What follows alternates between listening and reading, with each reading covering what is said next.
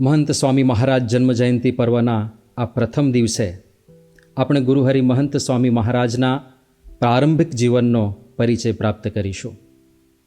એમના માતા પિતાની આપણે વાત કરીએ તો બ્રહ્મ સ્વરૂપ શાસ્ત્રીજી મહારાજે સન 1907માં અક્ષર પુરુષોત્તમની નિષ્ઠાના પ્રવર્તન માટે આ સંસ્થાની સ્થાપના કરી. એ શરૂઆતના વર્ષોમાં અક્ષર પુરુષોત્તમના દ્રઢ નિષ્ઠાવાન જે મુઠ્ઠીભર હરિભક્તો હતા એમાંના એક હતા આણંદના મણિભાઈ નારાયણભાઈ પટેલ. 1907થી 1929 દરમિયાન બ્રહ્મ સ્વરૂપ શાસ્ત્રીજી મહારાજ જ્યારે આણંદ પધારતા ત્યારે મોટે ભાગે તેમનો નિવાસ આ મણિભાઈ નારાયણભાઈ પટેલને ત્યાં રહેતો. આ મણિભાઈ એટલે જ આપણા ગુરુદેવ મહંત સ્વામી મહારાજના પૂર્વાશ્રમના પિતાશ્રી. શાસ્ત્રીજી મહારાજ પ્રત્યે એમને અનન્ય નિષ્ઠા અને અનન્ય સ્નેહ હતો. સન 1929માં શાસ્ત્રીજી મહારાજની આજ્ઞા લઈને ધર્મપત્ની ડાહીબા સાથે તેઓ જબલપુર પધાર્યા. 1929થી 1951 સુધી મણિભાઈ ત્યાં જબલપુરની અંદર રહ્યા અને ત્યાં મિલ્ક ડેરીનો ઉદ્યોગ એમણે શરૂ કરેલો. એ નિવાસ દરમિયાન જ તારીખ 13 સપ્ટેમ્બર 1933ના શુભ દિવસે એટલે કે ભાદરવા વદ નવમીના એ પવિત્ર દિવસે આપણા પ્રાણ પ્યારા ગુરુદેવ મહંત સ્વામી મહારાજનો ત્યાં જબલપુરમાં જન્મ થયો. જે સ્થાને જે કક્ષની અંદર મહંત સ્વામી મહારાજનું પ્રાકટ્ય થયું ત્યાં આગળ હમણાં જ 13મી તારીખે તેઓની ચિત્ર પ્રતિમા પ્રતિષ્ઠિત કરવામાં આવી છે, જેના દર્શન અત્યારે આપણને સ્ક્રીન ઉપર થઈ રહ્યા છે. મણિભાઈની અત્યંત ઈચ્છા હતી કે આ બાળકનું નામકરણ બ્રહ્મ સ્વરૂપ શાસ્ત્રીજી મહારાજ કરે, પણ શાસ્ત્રીજી મહારાજ તાત્કાલિક ત્યાં પધારી શકે એવું હતું નહીં. એટલે પછી પરિવારના બધા લોકોએ આ બાળકને વિનુ નામથી બોલાવવાનું શરૂ કર્યું. જન્મનો જે દાખલો કઢાવવામાં આવ્યો એમાં પણ વિનુભાઈ એવું નામ લખવામાં આવ્યું અને એ નામથી જ બધા બોલાવવા માંડ્યા. 1934ની અંદર માર્ચ મહિનામાં બ્રહ્મ સ્વરૂપ શાસ્ત્રીજી મહારાજ છપૈયા યાત્રાએ ગયા હશે, ત્યાંથી પાછા ફરતા આ જબલપુર મણિભાઈના ઘરે પધાર્યા અને ત્યાં આગળ શાસ્ત્રી મહારાજ સાથે આશાભાઈ, ઈશ્વરભાઈ આ બધા હરિભક્તો હતા. તો આશાભાઈએ આ 6 મહિનાના વિનુને, 6 મહિનાની ઉંમર હતી ત્યારે એમને શાસ્ત્રીજી મહારાજના ખોળામાં મૂક્યા અને એ વખતે શાસ્ત્રીજી મહારાજે એમનું નામ કેશવ પાડેલું. અને એ વખતે શાસ્ત્રીજી મહારાજે આ બાળકને જોઈને એમના પિતાશ્રી મણિભાઈને કીધેલું કે મણિભાઈ, આ તમારો પુત્ર મોટો થઈને સંત બનશે અને સંપ્રદાયની ખૂબ મહાન સેવા કરશે. એટલે ત્યારથી જ શાસ્ત્રીજી મહારાજે આમના સાધુ બનવાની અને એમના દ્વારા મહાન કાર્યો સંપન્ન થશે એવા આશીર્વાદની ભવિષ્યવાણી એમણે કરી દીધી હતી. હવે શાસ્ત્રીજી મહારાજે કેશવ નામ પાડ્યું, પણ બધાના મુખ ઉપર વિનુ ચડી ગયું હતું. એટલા માટે પછી એ જ નામ વધારે પ્રચલનમાં રહ્યું.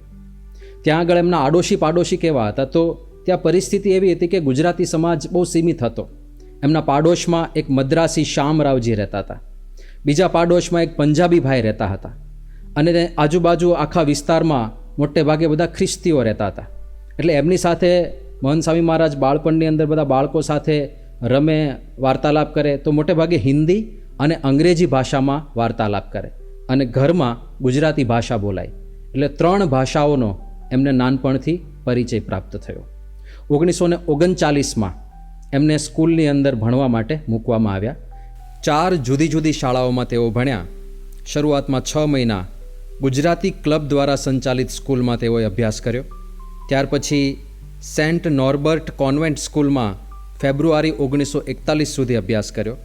ત્યાર પછી ક્રાઇસ્ટ ચર્ચ સ્કૂલમાં ડિસેમ્બર 1944 સુધી અભ્યાસ કર્યો અને છેલ્લે Christ church boys senior secondary સ્કૂલમાં 1951 સુધી તેઓએ અભ્યાસ કર્યો. ભણવામાં અત્યંત તેજસ્વી હતા. શાળાની અંદર શિક્ષકો જે ભણાવે તો ક્લાસમાં જ બધું એમને યાદ રહી જાય. એટલે વાંચનના ખૂબ શોખીન, વાંચનનું એમનું અંગ. અત્યારે આપણને પુસ્તક વાંચતા એ બાળ વિનુભાઈ દેખાય છે સ્ક્રીન ઉપર, તો વાંચનનો એમને ખૂબ શોખ હતો. પણ ઘરે ક્યારેય ભણવાના પુસ્તકો ન વાંચે, કારણ કે ભણવાનું જે હોય એ ક્લાસમાં જ એમને યાદ રહી ગયું હોય. એટલે ઘરે બીજા બધા સારા પુસ્તકો તેઓ વાંચતા. વર્તમાનપત્રોમાં પાછો રસ નહીં, છાપાને અડે નહીં, પણ સારા પુસ્તકોમાં એમને ખૂબ રુચિ. અને એ વખતમાં એમની બુદ્ધિ પ્રતિભા, એમની યાદશક્તિ એટલી તીવ્ર, તો નાનપણના એ બીજા ત્રીજા ધોરણની અંદર એમણે જે કવિતાઓ મુખપાઠ કરેલી એ આજે 88 વર્ષની ઉંમરે પણ મહંત સ્વામી મહારાજને જેમને તેમ એ બધી કવિતાઓ યાદ છે. તો એમની આ પ્રતિભા એ બાળપણથી જ હતી. પછી શાળાની અંદર એમનું વ્યક્તિત્વ હંમેશા શાંત, ક્યારેય કોઈની સાથે ઝઘડો નહીં, બધા સાથે મિત્રતા. બીજા બધાને પણ આ વિનુભાઈની કંપની, એમની સાથે રહેવું ગમે, કારણ કે ભાષા એકદમ મૃદુ, અત્યંત પ્રેમાળ સ્વભાવ, ઓછા બોલા, શરમાળ અને ક્યારેય કોઈની સાથે કટુતાભર્યો વ્યવહાર ના કરે.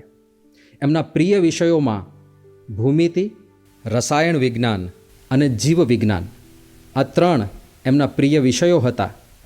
રમતગમતની વાત કરીએ તો ફૂટબોલ, ક્રિકેટ, હોકી અને બોક્સિંગ, આ 4 રમતો શાળામાં ફરજિયાત હતી, એટલે તેઓ એ રમતા. ક્રિકેટમાં તેઓ સારા બોલર હતા અને ફૂટબોલ રમે ત્યારે લેફ્ટ ફૂલ બેક પોઝિશન પર તેઓ રમતા. કળાની દૃષ્ટિએ વિચાર કરીએ તો એમને ચિત્રકળામાં વિશેષ હથોટી હતી. ઘણીવાર શિક્ષક કંઈક ચિત્ર દોરવા પ્રયત્ન કરે અને એમનાથી સારું ચિત્ર ન બને તો વિનુભાઈ ઊભા થઈને બોર્ડ ઉપર શિક્ષકના કહેવાથી એ ચિત્ર સારું દોરી આપતા. તો પહેલેથી એમને ચિત્ર દોરવામાં ફાવટ હતી, પણ એમણે ચિત્ર દોરવા માટે કાંઈ પ્રોફેશનલ ટ્રેનિંગ આગળ ક્યારેય ના લીધી. એમને પૂછવામાં આવ્યું કે તમે ચિત્રો સારા દોરતા હતા તો એ કળાને કેમ આગળ ન વધારી? તો ત્યારે મહંત સ્વામી મહારાજે એવું કીધું હતું કે દોરીએ ખરા પણ આસક્તિ નહીં. તો આ એક વિશિષ્ટ વસ્તુ કહેવાય કે જે આવડત હોય એની પરિપુષ્ટિ કરવાની અમને લેશ માત્ર ઈચ્છા નહોતી. અને જીવન પણ કેવું હશે, તો એ સમયે એમણે એક નિબંધ લખેલો સ્કૂલની અંદર. ત્યારે એમના જે પ્રિન્સિપલ હતા રોબિન્સન, એમણે બાઇબલના પેપરમાં વિનુભાઈએ લખેલા નિબંધ અને એમનું શુદ્ધ વર્તન જોઈને એવું કહેલું કે you are going to be a priest, એટલે કે તમે ભવિષ્યમાં એક ધર્મના ઉપદેશક બનશો, પ્રિસ્ટ બનશો. તો આ રીતે 1951 સુધી જબલપુરમાં એમણે અભ્યાસ કર્યો અને 1951માં એમના પિતાશ્રી મણિભાઈને પાછું આણંદ આવવાનું થયું. એટલે આખો પરિવાર પાછો આણંદ આવ્યો. હવે આ જબલપુરનો જે નિવાસ હતો એ દરમિયાન વિનુભાઈને સત્સંગનો કોઈ પરિચય નહીં, કોઈ યોગ નહીં. બ્રહ્મસ્વરૂપ શાસ્ત્રીજી મહારાજ ત્યાં પધાર્યા એક વખત, પણ ત્યારે એમની ઉંમર માત્ર 6 મહિનાની હતી. ત્યાર પછી કોઈ સંતોનો યોગ નહીં, એટલે સત્સંગના કોઈ વિશેષ સંસ્કાર નહોતા. સાથે સાથે 2 વર્ષ ત્યાં અને બાકીના 2 વર્ષ અહીંયા આણંદ આવીને એનસીસીમાં પણ એ જોડાયેલા. અને એમણે એક વખત એવું સ્મરણ કરતાં કહ્યું હતું કે એનસીસીમાં બંદૂક ચલાવવાની ટ્રેનિંગ આવે, એમાં એમને 50માંથી 49 પોઈન્ટ પ્રાપ્ત થયા હતા. તો આ પ્રકારનું એમનું જીવન હતું. પણ એ જીવનની અંદર એક દિવસે એક વિશિષ્ટ સોપાન ઉમેરાયું, અને એ સોપાન એ એક જ મહિનો એવો હતો કે જેમાં એમનું જીવન આખું બદલાઈ ગયું. 1951નું જ એ વર્ષ 10મી મેના રોજ સમાચાર આવ્યા કે બ્રહ્મ સ્વરૂપ શાસ્ત્રીજી મહારાજ સારંગપુરની અંદર ધામમાં પધાર્યા છે. એટલે આખો પરિવાર, એકચ્યુઅલી આખું જે ફળિયું હતું એ બધા જ સત્સંગીઓ, નિષ્ઠાવાન સત્સંગીઓ, એટલે બધા જ સારંગપુર આવ્યા. એમની સાથે સાથે આ વિનુભાઈ પણ એ વખતે સારંગપુર પધાર્યા. હવે આ બાજુ તો બધું ગમગીની ભર્યું વાતાવરણ હોય. જ્યારે પહોંચ્યા ત્યારે તો શાસ્ત્રીજી મહારાજનો અંતિમ સંસ્કાર પૂર્ણ થઈ ગયેલો અને વિનુભાઈને સત્સંગનો કોઈ પૂર્વ પરિચય નહીં, એટલે એ પણ થોડા નિરુત્સાહ હતા કે આ બધું શું છે, હજી બધું સમજવા માટે પ્રયત્ન કરતા હતા. એમાં સમાચાર એવા મળ્યા કે શાસ્ત્રીજી મહારાજે જે વચન આપ્યું હતું એ પ્રમાણે ગઢડામાં હવે પ્રતિષ્ઠા થવાની છે શિખરબદ્ધ મંદિરની. એટલે બધા ત્યાંથી ગઢડા પધાર્યા અને ગઢડા મૂર્તિ પ્રતિષ્ઠાના ઉત્સવે બધા ત્યાં પધાર્યા. ત્યાં ગુરુહરિ મહંત સ્વામી મહારાજને પ્રમુખ સ્વામી મહારાજના પ્રથમ દર્શન થયા. અને પ્રથમ દર્શનની સ્મૃતિ 44 વર્ષ પછી એમણે લખી હતી સ્વામી બાપાના અમૃત મહોત્સવે. યથા તથા એમને મૂર્તિ યાદ હતી. એ દર્શનની કેવી છાપ પડી હશે એમના હૃદયની અંદર. તો સ્વામીએ ત્યારે લખેલું કે ગઢપુરમાં પ્રતિષ્ઠાને આગલે દિવસે પ્રમુખ સ્વામી મહારાજ સાથેની મુલાકાતની આ વાત છે. એમની ઉંમર એ વખતે 29 વર્ષની, મારી ઉંમર 17 વર્ષની. હજુ જિંદગી શરૂ થઈ રહી હતી અને મને તેઓ મળ્યા. મોતી કાકાએ પ્રમુખ સ્વામી સાથે મારી ઓળખાણ કરાવી. હવે સ્વામીશ્રી કેવા દેખાતા હતા એનું વર્ણન કરે છે. મુંડન પહેલાંના ઘટાદાર કાળા ભમ્મર વાળ, ચંચળ આંખો, ઝડપથી આંખોના થતા પલકારા, સૌમ્ય ગોળ મુખારવિંદ, પાતળી કેડ, તેઓની એ વખતની મૂર્તિ હજી યાદ આવે છે. શરીર થોડું શ્યામ હતું. નાસિકાના અગ્રભાગે લાલ આછા ચાંઠા દેખાતા હતા. હું બસ એમને જોયા કરતો હતો. પછી આગળ એ દિવ્યતા કેવી હતી એની વાત કરે છે કે સંકલ્પો જાણે બંધ થઈ ગયા હતા. પ્રમુખ સ્વામી મારી સાથે હિન્દીમાં વાત કરતા હતા. એમણે શું પૂછ્યું ને મેં શો જવાબ આપ્યો એ બિલકુલ યાદ નથી, પરંતુ તેઓ મને ઓળખતા હોય તેમ લાગ્યું. હું પણ એમને ઓળખતો હોય તેવું લાગ્યું. એમની નિકટમાં આવતા થોડી જ ક્ષણોમાં અદ્ભુત અને દિવ્ય અનુભવ થયો. વૈશાખની લૂમાંથી ઊંચકાઈને હિમાલયની ગુલાબી ઠંડકમાં મુકાયો હોવ એવી ટાઢક થવા લાગી. ત્યાં તો એક મોટા હરિભક્ત આવ્યા. પ્રમુખ સ્વામીને તેમની સરભરામાં જવાનું થયું ને પલકારામાં તેઓ સ્મિત કરતા જતા રહ્યા. કોઈએ કિંમતી વસ્તુ આંચકી લીધી હોય તેમ હું હેબતાઈ ગયો. આજુબાજુ હજારો લોકો હતા. બૂમાબૂમ અને કલશોર હતો, છતાં હું એકલો પડી ગયો હતો. મને તે સમયે થયેલું કે વાહ, આ સાધુ સાચા. તો આ હતી ગુરુહરિ પ્રમુખ સ્વામી મહારાજની, મહંત સ્વામી મહારાજ ઉપર પ્રથમ છાપ. હવે ગરડાનો પ્રતિષ્ઠાનો ઉત્સવ પૂરો થયો. બધા પાછા આણંદ પધાર્યા. આફ્રિકાના ઘણા બધા હરિભક્તો ગરડા પ્રતિષ્ઠા નિમિત્તે પધાર્યા હતા અને એમાં આણંદના ઘણા બધા હરિભક્તો હતા. એ લોકોની ઈચ્છા હતી કે યોગીજી મહારાજની પધરામણી ખાસ આણંદમાં થાય.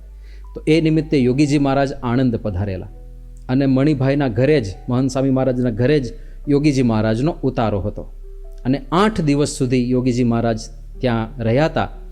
પણ વિનુભાઈને યોગીજી મહારાજની નજીક જતા સંકોચ થતો હતો, કારણ કે યોગીજી મહારાજના જાડા કપડાં, એકદમ દેશી અને કાઠિયાવાડી એમની ભાષા અને એકદમ જૂના પરમહંસ સંતો જેવી એમની રહેણી કરણી.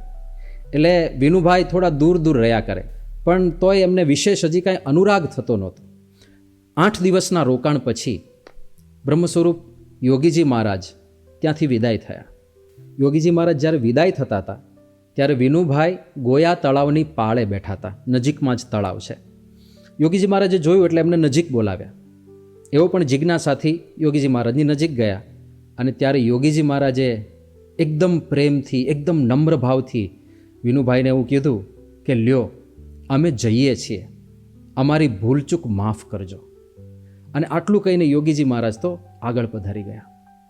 પણ આ વાર્તાલાપ, આ જે યોગી બાપાના શબ્દો કે ભૂલચૂક થઈ હોય તો માફ કરજો, એ વિનુભાઈને એવા હૃદયમાં લાગી ગયા. એ યોગીજી મહારાજની નમ્રતા, એમનું નિર્માનીપણું, એ એમના ચહેરા ઉપરનું વાત્સલ્ય, એ પ્રગાઢ પ્રેમ, એ એટલો બધો એમને સ્પર્શી ગયો.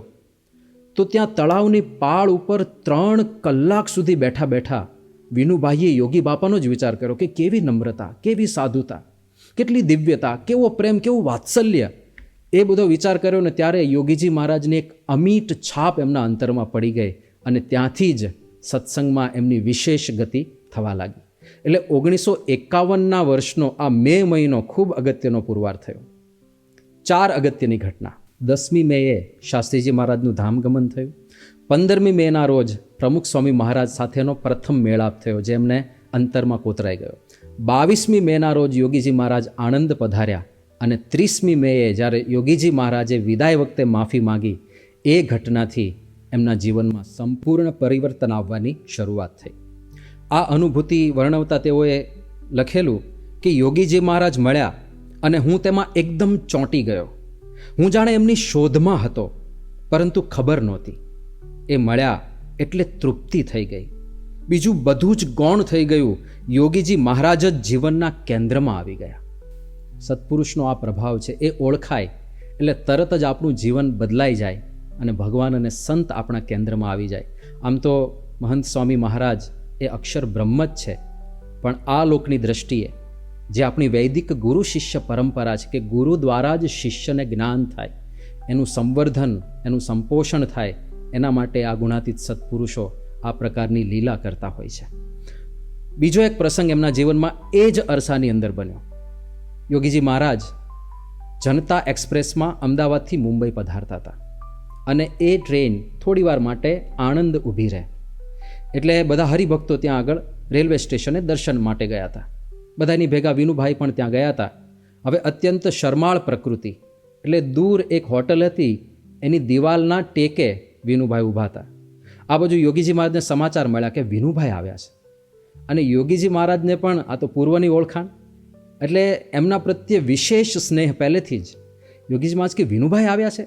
તરત ટ્રેનમાંથી ઊભા થઈને યોગીજી મહારાજ બોગીમાંથી બહાર નીકળી જ્યાં આગળ વિનુભાઈ ઊભા હતા ત્યાં યોગી બાપા ગયા અને ત્યાં જઈને ધબ્બો માર્યો, આશીર્વાદ આપ્યા. વિનુભાઈ પણ હાથ જોડીને દર્શન કર્યા અને યોગીજી મહારાજે આટલું બધું વાલ વરસાવ્યું.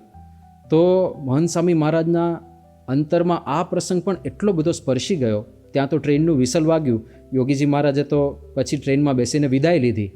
પણ મહંત સ્વામી મહારાજ ત્યાર પછી લગભગ 15થી વધારે દિવસ સુધી રોજ ત્યાં રેલવે સ્ટેશને જાય, બાકડા ઉપર બેસે અને યોગીજી મહારાજે જે એમને સુખ આપ્યું હતું, એમનું જે વાત્સલ્ય, એમની જે વિનમ્રતા, એની સ્મૃતિ કરતા 15 દિવસ સુધી રોજ.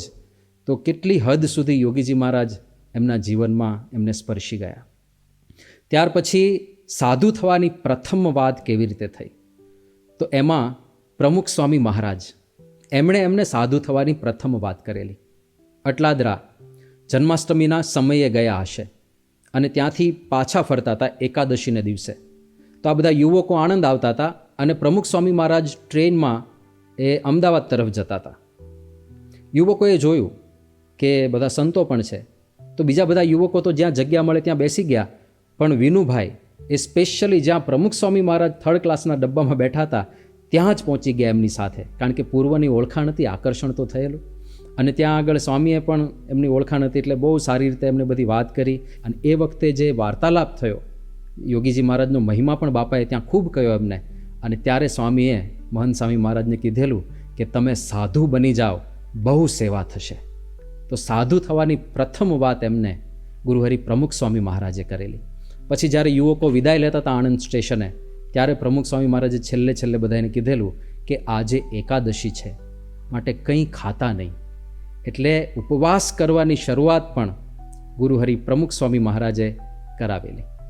હવે આ જ વર્ષે 1951માં જ ગોંડલમાં અક્ષરદેરીની અંદર યોગીજી મહારાજે પણ બ્રહ્મ સ્વરૂપ મહંત સ્વામી મહારાજ અને સદગુરુવર્ય પરમ પૂજ્ય ડૉક્ટર સ્વામી બંનેને, એટલે કે વિનુભાઈ અને રમણભાઈ, એ બંનેને સાધુ થવાની વાત કરેલી.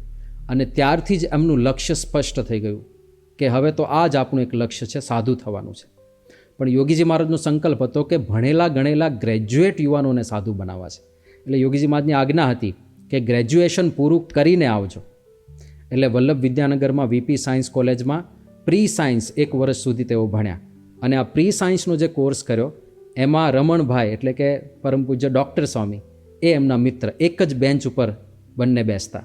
પછી એ પૂરું થયું એટલે ડૉક્ટર સ્વામી એ MBBSમાં ગયા અને મહંત સ્વામી મહારાજે એગ્રીકલ્ચરમાં એડમિશન લીધું. એની પાછળ પણ એક કારણ હતું કે એગ્રીકલ્ચરમાં ભણવાનો એટલો બધો ભાર ના હોય, એટલે જ્યારે ઈચ્છા થાય ત્યારે યોગીજી મહારાજ પાસે દોડીને લાભ લેવા માટે જતું રહેવાય. અને બીજું ત્યાં સહશિક્ષણ નહોતું, એટલે એમણે જે ત્યાગના પંથ ઉપર બ્રહ્મચારી જીવનના માર્ગે આગળ વધવાનો સંકલ્પ કર્યો હતો, તો એના માટે પણ આ લાઈન અનુકૂળ હતી. એટલા માટે એમણે એગ્રીકલ્ચરમાં એડમિશન લીધું.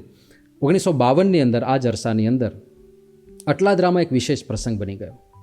હવે વિનુભાઈ તો યુવક તરીકે હતા અને અટલાદરા યોગીજી મહારાજના દર્શન કરવા માટે ગયા હતા. અને અટલાદરાની અંદર જે જૂની ભોજનશાળા છે ત્યાં વિનુભાઈ ઊભા હશે અને યોગીજી મહારાજ એક હરિભક્ત સાથે ત્યાં આવ્યા અને અચાનક જ રસ્તો બદલીને સીધા જ વિનુભાઈ પાસે ગયા. અને યોગીજી મહારાજે એમને એવું કીધું કે તમારા દ્વારા ભગવાન પ્રગટ રહેશે. 1952માં, હજી તો મહંત સાહેબ મહારાજ યુવકમાં હતા, ત્યારથી યોગીજી મહારાજે આ ભવિષ્યવાણી કરી હતી કે તમારા દ્વારા ભગવાન પ્રગટ રહેશે. હવે પછી તો એમને યોગી બાપાની એવી લગની લાગી કે યોગીજી મહારાજ વગર રહેવાય નહીં. 10-12 દિવસ થાય અને યોગીજી મહારાજના દર્શને પહોંચી જાય, 15 દિવસ થાય યોગીજી મહારાજના દર્શને પહોંચી જાય. એટલે 1952થી 1956 સુધી બસ આવી જ રીતે એમણે યોગીજી મહારાજનો જ્યારે અવસર પ્રાપ્ત થાય ત્યારે લાભ લીધો, સેવા કરી, એમની સાથે વિચરણ કર્યું અને યોગીજી મહારાજે પણ ખૂબ સુખ આપ્યું. બ્રહ્મજ્ઞાનની લાણી એમને કરાવી. સેવા, ભક્તિ, મુખપાઠ, તપ, ઉપવાસ આ બધું યોગીજી મહારાજ કરાવે. અને વિનુભાઈ અને સાથેના બધા યુવકો ઉત્સાહથી બધું કરે. અને ખાસ તો વિનુભાઈને ઘણી વખત યોગીજી મહારાજે 2 દિવસના, ઘણી વખત 3-3 દિવસના એક વખત તો 5 દિવસનો નિર્જળ ઉપવાસ કરાવ્યો. તો આવી ગુરુ ભક્તિ યોગીજી મહારાજમાં એટલી લગ્ની એમને લાગી હતી કે આ સંત માટે જીવન કુરબાન છે. તો એ સંસ્કારો એમનામાં પહેલેથી જ ઉદય થયેલા હતા, એના પણ આપણને દર્શન થાય. હવે આ જ અરસા દરમિયાન એમણે ઘરેથી પણ પરવાનગી લઈ લીધી. એમના માતૃશ્રી થોડા ખચકાતા હતા, પણ એમને પણ સમજાવીને એમણે પરવાનગી લઈ લીધી. અમુક સગાવાલાઓને પણ એવું લાગતું હતું કે સાધુ ના થાય તો સારું, આટલો તેજસ્વી યુવાન છે, પણ એ બધા પણ માની ગયા. અને છેવટે 1956માં માર્ચ એપ્રિલની અંદર જ્યારે એમનો એગ્રીકલ્ચરનો અભ્યાસ પૂર્ણ થયો, છેલ્લું પેપર આપ્યું, પરીક્ષા પૂરી થઈ અને કોલેજેથી સીધા જ યોગીજી મહારાજ પાસે ગયા. ઘરે પણ ના ગયા, સીધા જ યોગીજી મહારાજ પાસે ગયા અને બસ એ જ એમનો ગૃહત્યાગ. પછી ઘરે ગયા જ નથી. એગ્રીકલ્ચરમાં બીએસસી થયા એનું સર્ટિફિકેટ લેવા પણ ઘરે કે કોલેજે નથી ગયા. છોડ્યું એ છોડ્યું, પછી ક્યારેય પૂછ્યું પણ નથી. તો આ રીતે એમણે ગૃહત્યાગ કર્યો અને ત્યાર પછી યોગીજી મહારાજ સાથે વિચરણમાં જોડાઈ ગયા અને અનેક સ્મૃતિઓ યોગીજી મહારાજે એમને આપી. વચ્ચે પ્રમુખ સ્વામી મહારાજ સાથે પણ એમને વિચરણ કરવાનું થયું અને પ્રમુખ સ્વામી મહારાજની પણ પ્રતિભાથી એકદમ આકર્ષિત થયા. યોગીજી મહારાજ વારે વારે બધા યુવકોને દ્રઢતા કરાવતા રહેતા કે સાધુ થવાનું છે. 1961માં 51 સાધુ આપણે બનાવવા છે, એવો સંકલ્પ યોગીજી મહારાજ વારે વારે દ્રઢાવતા. કપોળવાળીની અંદર એક વખત મહંત સ્વામી મહારાજ હતા, વિનુભાઈ, તો એમને યોગીજી મહારાજે ત્યાં મૂર્તિ પધરાવી હતી, એના દર્શન કરાવ્યા. શાસ્ત્રી મહારાજ સામે આંગળી ચીંધીને કીધું કે આ શાસ્ત્રીજી મહારાજ એ આપણા મા બાપ. પછી હરિભક્તો સામે નિર્દેશ કરીને કીધું આ બધા હરિભક્તો એ આપણો પરિવાર. અને છત ઉપર આંગળી કરીને કીધું કે આ આપણું ઘર, અક્ષરધામ, હવે બીજું બાકી શું રહ્યું, માટે સાધુ થઈ જજો. તો આવી રીતે યોગીજી મહારાજ વારે વારે પોષણ આપતા રહે અને છેવટે તારીખ 2 ફેબ્રુઆરી 1957ના દિવસે મહાસુદ બીજને દિવસે અક્ષરદેરીની અંદર મહંત સ્વામી મહારાજને પાર્ષદી દીક્ષા આપીને વિનુ ભગત તરીકે સંબોધવાનું યોગીજી મહારાજે ચાલુ કર્યું. પરમ પૂજ્ય ઈશ્વરચરણ સ્વામી આ ઘટનાનું નિરૂપણ કરતા કહે છે કે કોઈ પુત્રવિહીન રાજા હોય અને એને 60 વર્ષે દીકરો થાય અને રાજાને જેટલો આનંદ થાય એટલો આનંદ એ દિવસે બ્રહ્મ સ્વરૂપ યોગીજી મહારાજને થયો હતો જ્યારે એમણે વિનુભાઈને દીક્ષા આપી હતી, પાર્ષદી દીક્ષા. હવે આ કાચી પાર્ષદી દીક્ષા, કારણ કે મહંત સ્વામી મહારાજને 2 વખત યોગીજી મહારાજે પાર્ષદી દીક્ષા આપી છે. તો આ દીક્ષા સમારંભ પછી 1957થી 1960 દરમિયાન એમણે યોગીજી મહારાજ સાથે જ વિચરણ કર્યું. વાસણ ધોવાથી માંડીને પત્ર લેખન સુધી બધી જ સેવાઓ પોતે કરતા. શરૂઆતના 3 મહિના યોગીજી મહારાજે એમની વિશિષ્ટ કસોટી કરી. યોગીજી મહારાજે બોલવાનું જ બંધ કરી દીધું, નોંધ લેવાનું બંધ કરી દીધું. મહંત સાહેબ મહારાજ કે જાણે ઓળખતા જ નથી એવી રીતે યોગીજી મહારાજ રહેતા હતા. પણ છેવટે 3 મહિના પછી ભાવનગરમાં હરિજયંતિનો સમયો હતો અને ત્યારે રાત્રે ઉપવાસને લીધે વિનુ ભગતને પણ ઊંઘ નહોતી આવતી. યોગીજી મહારાજે જોયું કે અમને ઊંઘ નથી આવતી. એમણે કીધું તમને ઊંઘ નથી આવતી, ચાલો આપણે ગોષ્ઠી કરીએ. અને ત્યારે ગોષ્ઠી દરમિયાન યોગીજી મહારાજે કહ્યું કે તમે કસોટીમાં પાસ થઈ ગયા. 3 મહિનાના અબોલા, ગુરુ શિષ્ય વચ્ચે જેમના માટે સાધુ થયા, 3 મહિના બોલાવે નહીં, પણ યોગીજી મહારાજ જ્યાં કસોટી હતી, યોગીજી મહારાજ કે તમે કસોટીમાં પાસ થઈ ગયા. પછી 1959-60 દરમિયાન આફ્રિકાના પ્રવાસમાં વિનુ ભગતને યોગીજી મહારાજે સાથે લીધા. હવે પરદેશ યાત્રા, આટલી મહત્ત્વની યાત્રા, અને એમાં 5 જ સંતો સાથે લેવાના હતા, એમાં એમણે વિનુ ભગતને સાથે લીધેલા. અને આ અત્યારે આપણને છબી દેખાય છે, એ યાત્રાની છબી છે.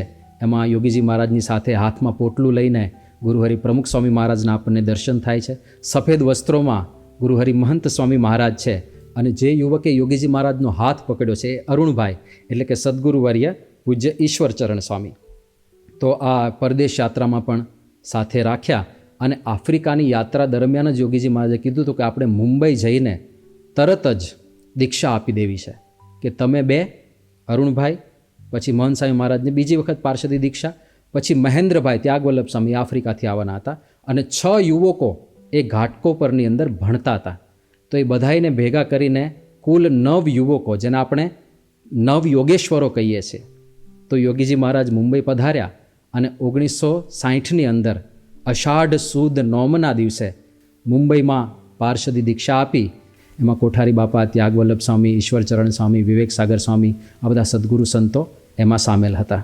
આ ફોટાની અંદર પાર્ષદ વેશમાં આપણને આ બધા 9 યોગેશ્વરોના દર્શન થઈ રહ્યા છે. દીક્ષા પ્રાપ્ત થયા પછી આ બધા સંતોને ઘાટકોપરની અંદર સંસ્કૃત ભણવા માટે યોગીજી મહારાજે રાખ્યા. હવે ઘાટકોપરમાં જે પરિસ્થિતિમાં સંસ્કૃત બધા ભણતા હતા ત્યાં મુશ્કેલીનો પાર નહોતો, પણ મહંત સ્વામી મહારાજે અનુભવ લખતા કહે છે કે એ મુશ્કેલીમાં પણ ખૂબ મજા આવતી. સ્વામીશ્રી એવું લખે છે, યોગી બાપાની આજ્ઞાથી ત્યાં ગયેલા, તેથી તે જ મોટામાં મોટો આનંદ હતો. એટલે કોઈ મુશ્કેલી નજરમાં નથી આવી. ત્યાં જમવા બેઠા હોઈએ ત્યારે એકવાર જ પીરસવા આવે. ભાત અને દાળમાં મસાલો નહીં, વળી દાળમાં ધનેડા હોય, રોટલી જાણે પ્લાસ્ટિકની અને જાડી, તોય મજા બહુ આવતી. ઉપવાસ કરતા, ધારણા પારણા કરતા, બધું યોગી બાપાની આજ્ઞાથી. ઘાટકો પર મુકાયા તે વખતે જ ધારણા પારણા ચાલતા હતા, પણ આ કશું અઘરું લાગ્યું નથી, બસ મજા આવતી. યોગી બાપાની હૂંફ અનુભવાતી. કૃપા દ્રષ્ટિ દ્વારા યોગીજી મહારાજ સાથે હતા જ, વળી દર અઠવાડિયે તેઓ એકવાર અમને પત્ર લખતા, અમે બધા તેમના પત્રની રાહ જોતા. પત્ર આવે એટલે તે વાંચવા ખેંચ થાય. તો આવી અનુભૂતિ મહંત સ્વામી મહારાજે એક ઘાટકોપરના અભ્યાસ દરમિયાનની લખેલી છે. અને પછી છેવટે 1961નું એ વર્ષ આવી ગયું, જેમાં યોગીજી મહારાજને આ બધાને ભાગવતી દીક્ષા આપવી હતી. 11મી મે 1961 ગઢડામાં કળશ મહોત્સવ હતો અને બ્રહ્મ સ્વરૂપ યોગીજી મહારાજની 70મી જન્મ જયંતિ હતી. ત્યારે આ બધાને ભાગવતી દીક્ષા પ્રદાન કરી અને 51 સંતોને યોગીજી મહારાજ ત્યારે દીક્ષા આપી હતી. અને ત્યાર પછી આ બધા સંતોને મુંબઈ ભણવા માટે મોકલેલા અને ત્યાં બધાયના મોવડી તરીકે મહંત સ્વામી મહારાજને ત્યાં સ્થાપ્યા. એ વખતે મહંત સ્વામી મહારાજનું દીક્ષા આપીને કેશવ જીવન દાસજી એવું નામ આપ્યું હતું. પણ મુંબઈ ગયા અને બધાયના મોવડી મહંત તરીકે યોગીજી મહારાજે સ્થાપ્યા. એટલે યોગીજી મહારાજે જ એમને મહંત સ્વામી એવા નામથી સંબોધિત કરવાનું શરૂ કરી દીધું. અને ત્યારથી જ આ જ એમનું નામ વધારે પ્રચલિત થઈ ગયું, આપણા પ્રાણ પ્યારા ગુરુહરિ મહંત સ્વામી મહારાજ. યોગીજી મહારાજ પછી અવારનવાર ગુરુહરિ પ્રમુખ સ્વામી મહારાજ અને ગુરુહરિ મહંત સ્વામી મહારાજનો અપરંપાર મહિમા કહેતા.